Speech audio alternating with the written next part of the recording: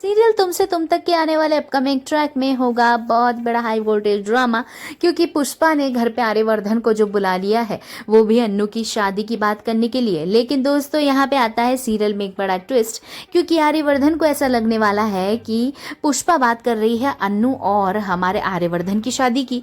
और इतने में ही जो गुरु माँ है, जो माता जी को लेकर आती हैं, जो हमेशा भविष्यवाणी करती हैं, वो पहुंच जाती हैं अन्नू के घर के दर पे और पुष्पा को बुलाती हैं।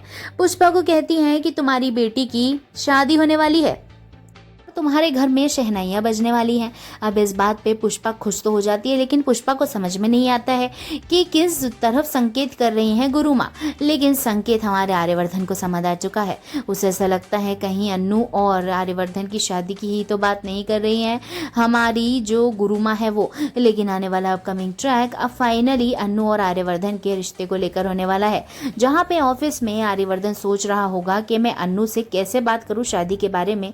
तो वो जैसे ही अन्नू ऑफिस आती है, उसके केबिन में आती है, तो वो उससे यही पूछता है कि शादी के मामले में तुम्हारे क्या विचार हैं, क्या तुम्हें लव मैरिज करनी है या तुम्हें अरेंज मैरिज करनी है। तो अन्नू तो तुरंत झटाक से बोल देती है लव मैरिज। तो हमारे जो आर्यवर्धन है उसके होश उड़ जाते हैं। वो सोचता है ये तो पूरी तरीके से यही हिंट दे रही है कि ये लव मैरिज करना चाहती है और ये मुझसे भी प्यार करती है। नहीं, मुझे कहीं ना कहीं तो इस बात की आशंका है।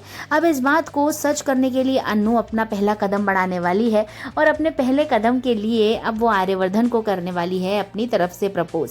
जी हाँ दोस्तों, इस बार सीरियल में अन्नू करेगी आर्यवर्धन को पहले प्रपोज और आर्यवर्धन उसे अपने घर लेकर जाने वाला है, जहाँ पे प्रपोजल के बाद आर्यवर्धन सोचता है अब अन्नू को उसे अपना सच बताना ही होगा।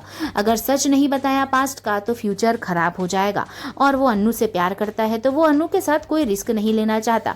इसी बात को देखते हुए वो अन्नू को अपने घर पे इन्वाइट करता है। अब अन्नू हैरान हो जाती है कि आखिरकार आर्यवर्धन सर उसे अपने घर पर क्यों बुला रहे हैं। वो बहुत ही एंग्जाइटी में आ जाती है और सोचती है कि अब मैं कैसे जाऊं, क्या करूं, क्यों बुला रहे हैं, मुझे समझ में नहीं आ रहा है।